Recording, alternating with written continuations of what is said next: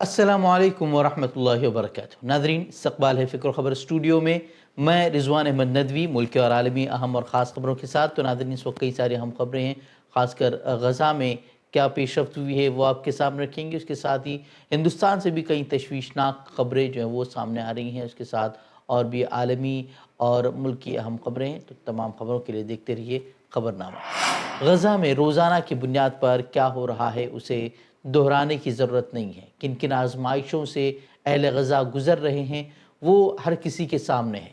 مرنے والوں کی تعداد سرکاری تصدیق کے مطابق 60,000 سے تجاوز کر چکی ہے، جبکہ بھوک اور قحط کی جو صورتحال ہے وہ سوشل میڈیا پر اس کی تصاویر آپ دیکھ ہی رہے ہوں گے۔ ہم صرف غزہ کے تعلق سے جو پیش رفت ہو رہی ہے اس پر ایک مختصر نظر ڈالیں گے کہ کیسے اسرائیل پر جو ہے اب دباؤ ڈالنے کی کوششیں جو ہے وہ کی جا رہی ہیں۔ اب برطانوی وزیر اعظم کیر سٹارمر نے اسرائیل کو وارننگ دیتے ہوئے کہا ہے کہ اگر غزہ میں جنگ بندی اور دو ریاستی حل کے لیے واضح اقدامات نہیں کیے گئے تو برطانیہ ستمبر میں فلسطین کو آزاد ریاست کے طور پر تسلیم کر لے گا۔ یہ بیان ایک ایسے وقت میں سامنے آیا ہے جب مغربی ممالک کی طویل خاموشی پر تنقید جو ہے وہ لگاتار بڑھ رہی ہے۔ اگرچہ برطانیہ کا یہ اعلان ایک اہم پیش رفت تو ہے، لیکن حقیقت یہی ہے کہ اسرائیل کے خلاف اب بھی مغرب کی جانب سے صرف بیان بازی ہی ہو رہی ہے، عملی اقدامات کا فقدان بدستور قائم ہے۔ ان کا کہنا ہے کہ اگر اسرائیل نے نئی آباد کاریاں نہیں روکی، برطانیہ کی جو وزیر اعظم ان کا کہنا ہے کہ اگر اسرائیل نے مقبوضہ علاقوں میں آباد کاریاں نہیں روکی، جنگ بندی پر عمل نہیں کیا اور امن مذاکرات میں سنجیدگی نہیں دکھائی تو برطانیہ فلسطین کی خود مختاری کو تسلیم کر لے گا۔ اسی درمیان فرانسیسی صدر نے بھی ستمبر میں یہی قدم اٹھانے کا اعلان پہلے ہی کر دیا ہے، جس کے بعد یورپی ممالک پر جو ہے دباؤ بڑھتا جا رہا ہے۔ گو کہ ایک قدم دیر سے اٹھایا گیا ہے، مگر اسے مغربی دنیا میں اسرائیلی مظالم کے خلاف سفارتی رویے کی ایک ممکنہ تبدیلی کے طور پر دیکھا جا رہا ہے۔ اب دیکھنا یہ ہے کہ یہ وارننگ بھی محض ایک سفارتی بیانیہ بن کر رہ جائے گی یا واقعی فلسطینیوں کو انصاف کی طرف کوئی عملی راہ دکھائے گی۔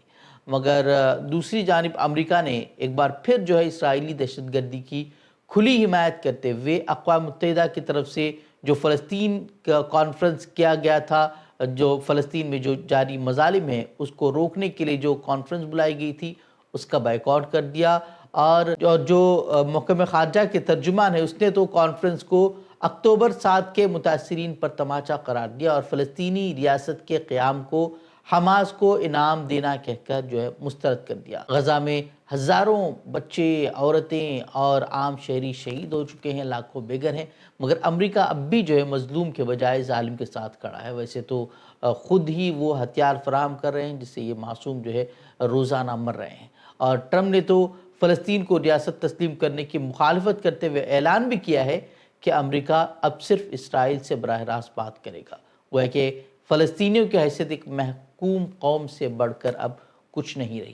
یہی نہیں، ترجمان نے فرانس اور اقوام متحدہ کی کوششوں کو بھی حماس کی حمایت سے تعبیر کیا ہے، جس سے واضح ہو گیا ہے کہ امریکہ ہر اس آواز کے خلاف ہے جو فلسطینیوں کے حق میں اٹھ رہی ہے، اور دنیا دیکھ رہی ہے کہ امریکہ اب جو ہے محض ایک ثالث نہیں بلکہ اسرائیلی ظلم کا وکیل اور دہشت گردی کا ساتھی بن چکا ہے، جس کے ہاتھ غزہ کے معصوموں کے خون سے رنگے ہوئے۔ ناظرین، آج کل جو ہندوستان میں مسلمانوں کے ساتھ ہو رہا ہے وہ بھی انتہائی تشویش کا باعث بنا ہوا ہے۔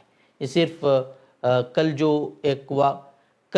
جو واقعہ ایک مسلمان خاندان کے ساتھ پیش آیا ہے وہ کسی ایک خاندان کی کہانی نہیں ہے، بلکہ یہ ہندوستان میں جمہوریت کے منہ پر تماچا ہے، جہاں ایک کارگل جنگ کا ہیرو اپنے ہی ملک میں اپنی شہریت کا ثبوت دینے پر مجبور کر دیا جاتا ہے۔ پونے کے چندن نگر علاقے میں ایک چونکا دینے والا واقعہ سامنے آیا ہے، جہاں کارگل جنگ کے سپاہی حکیم الدین شیخ کے خاندان کو 30 سے زائد افراد کے ہجوم نے ان کے گھر پر رات میں ان کے گھر پر چھاپا مارا، رات گئے ان کے گھر پر دھاوا بولا اور دروازے توڑے گئے، عورتوں کو ہراساں کیا گیا اور مردوں کو زبردستی تھانے لے جایا گیا۔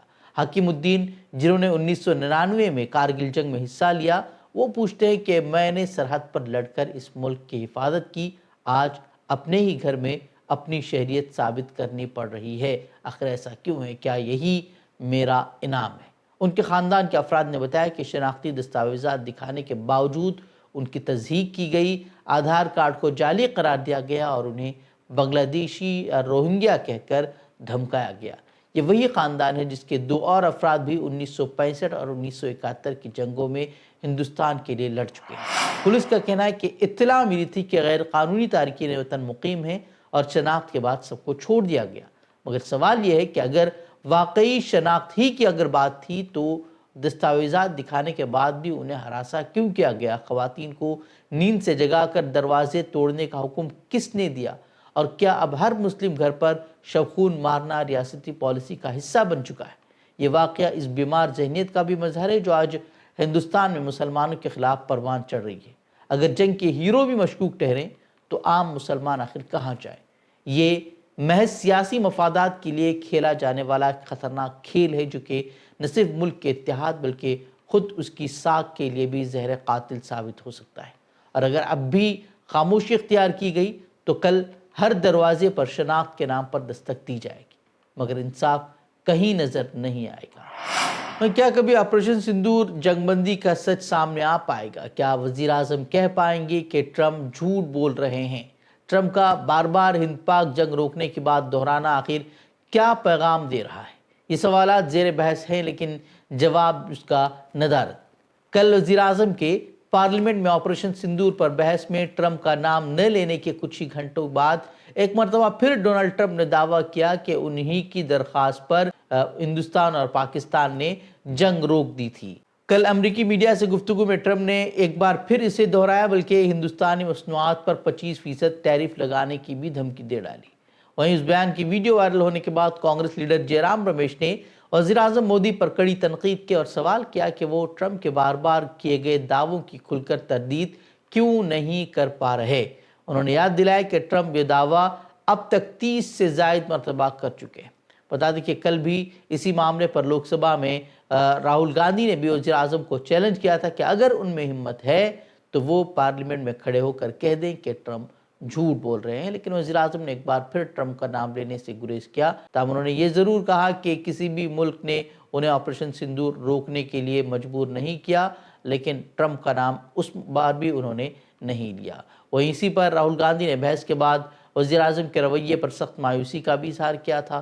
کانگریس کا کہنا ہے کہ یہ مسئلہ جو ہے قومی سلامتی اور خود مختاری سے جڑا ہوا ہے، جس پر وزیر اعظم کی خاموشی کئی سوالات کو جنم دیتی ہے۔ انہوں نے کلیئرلی نہیں کہا کہ ٹرمپ جھوٹ بول رہے ہیں۔ شاید 29 بار ٹرمپ نے بولا ہے، اس کا جواب نہیں دیا۔ اور سب سے انٹرسٹنگ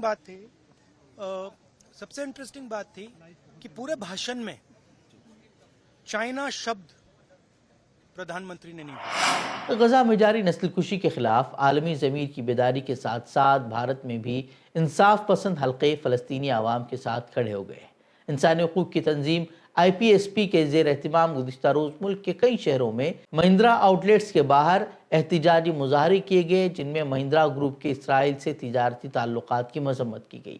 ان مظاہروں کا مقصد مہندرا گروپ اور اسرائیل کے درمیان معاہدوں کو اجاگر کرنا تھا۔ مظاہرے میں اسٹریٹ ڈرامے، بصری آرٹ اور تخلیقی اظہار کے ذریعے فلسطینیوں کے خلاف جاری مظالم پر آواز بلند کی گئی۔ دہلی، ممبئی، پونے، حیدرآباد، چندی گڑھ، پٹنہ سمیت کئی شہروں میں ہونے والے ان مظاہروں میں متعدد تنظیموں نے بھی شرکت کی۔ سپریم کورٹ نے بہار میں ووٹر لسٹ کے خصوصی نظر ثانی عمل کو چیلنج کرنے والی درخواستوں پر 12 اور 13 اگست کو سماعت مقرر کی ہے۔ جسٹس سوریہ کانت اور جسٹس ڈوئے مالیہ باگچی کی بینچ نے درخواست گزاروں کو 8 اگست تک تحریری دلائل جمع کرنے کی ہدایت دی ہے۔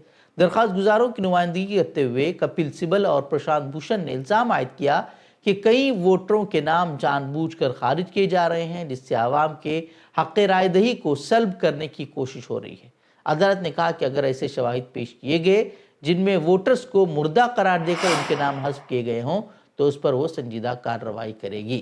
سپریم کورٹ نے کہا کہ چونکہ الیکشن کمیشن ایک آئینی ادارہ ہے اسے قانون کے دائرے میں رہ کر کام کرنا ہوگا۔ عدالت نے آدھار اور ووٹر کارڈ کو معتبر شناختی دستاویز قرار دیتے ہوئے کہا کہ ان کی صداقت کو نظر انداز نہیں کیا جا سکتا۔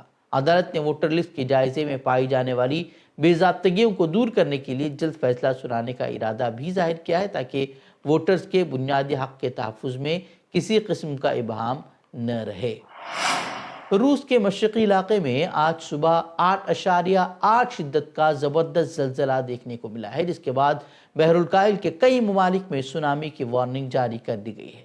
زلزلہ سمندر کی تہہ میں آیا ہے، جس سے جاپان، امریکہ، روس، ہوائی، نیوزی لینڈ اور دیگر ساحلی ممالک میں خطرے کی گھنٹیاں بج اٹھی ہیں۔ جاپان میں فکوشیما نیوکلیئر پلانٹ کو فوری طور پر خالی کرا لیا گیا ہے، جہاں 2011 کی تباہی آج بھی ایک بھیانک یاد دلاتی ہے۔ روسی حکام کے مطابق یہ 1952 کے بعد کا سب سے شدید زلزلہ ہے۔ امریکی ریاست کیلیفورنیا، جاپان اور ہوائی میں 3 سے 12 فٹ تک اونچی لہروں کا خدشہ ظاہر کیا جا رہا ہے، جبکہ ساحلی آبادیوں میں انخلا شروع ہو چکا ہے۔ فی الحال ماہرین یہ جائزہ لے رہے ہیں کہ آیا اس تازہ زلزلے نے واقعی کوئی سونامی پیدا کی ہے یا نہیں، لیکن اگر ایسا ہوا تو بحر الکاہل کے گرد موجود کئی ممالک بشمول ہوائی اور امریکہ کے مغربی ساحلی پٹی شدید خطرے میں آ سکتی ہے۔ ماہرین کا کہنا ہے کہ سونامی اگر آئے گی تو بڑی تباہی لا سکتی ہے۔ ماہرین کے مطابق لہروں کی رفتار ایک ہوائی جہاز جتنی تیز ہو سکتی ہے۔ ان کی شدت سے ساحلی بستیاں صفحہ ہستی سے مٹ سکتی ہیں، بنیادی ڈھانچے تباہ ہو سکتے ہیں، ہزاروں زندگیاں خطرے میں پڑ سکتی ہیں اور معیشت کو سالوں پیچھے دھکیل دینے والا نقصان ہو سکتا ہے۔ سعودی عرب نے غیر ملکی شہریوں اور کمپنیوں کو ملک میں جائیداد خریدنے کی اجازت دے دی ہے۔ یہ اہم قدم ویژن 2030 کے تحت اٹھایا گیا ہے تاکہ معیشت کو تیل پر انحصار سے نکالا جا سکے۔ نیا قانون 25 جولائی 2025 کو جاری کیا گیا، جو کہ جنوری 2026 سے نافذ العمل ہوگا۔ قانون کے تحت قانونی طور پر سعودی عرب میں مقیم غیر ملکی شہری ملک کے کسی بھی حصے میں سوائے مکہ اور مدینہ کے ذاتی استعمال کے لیے جائیداد خرید سکتے ہیں۔ غیر ملکی کمپنیاں اور بین الاقوامی تنظیمیں دفتری مقاصد کے لیے جائیداد حاصل کر سکتی ہیں، بشرطے کہ حکومت سے منظوری ہو۔ مکہ اور مدینہ میں جائیداد کی خریداری پر پابندیاں برقرار رہیں گی، تاہم جی سی سی ممالک کے شہریوں کو اب ان شہروں میں خریداری کی اجازت دے دی گئی ہے۔ ہر خریدار کو نیشنل ریئل اسٹیٹ رجسٹری میں اندراج کرانا لازمی ہوگا اور قانون کی خلاف ورزی پر بھاری جرمانے عائد کیے جا سکتے ہیں۔ حکومت آئندہ 6 ماہ میں تفصیلی رہنما اصول جاری کرے گی، جس میں طریقہ کار، مطلوبہ دستاویزات اور خریداری کے ایلیجیبل علاقے واضح کیے جائیں گے۔ تو ناظرین، یہ خبریں مزید خبروں کے لیے آپ ہمارے ویب سائٹ www.fikrokhabar.com کی طرف رخ کر سکتے ہیں۔ ویڈیوز کے لیے ہمارے یوٹیوب چینل کو سبسکرائب کریں۔ تو ناظرین اجازت دیں، السلام علیکم ورحمۃ اللہ وبرکاتہ۔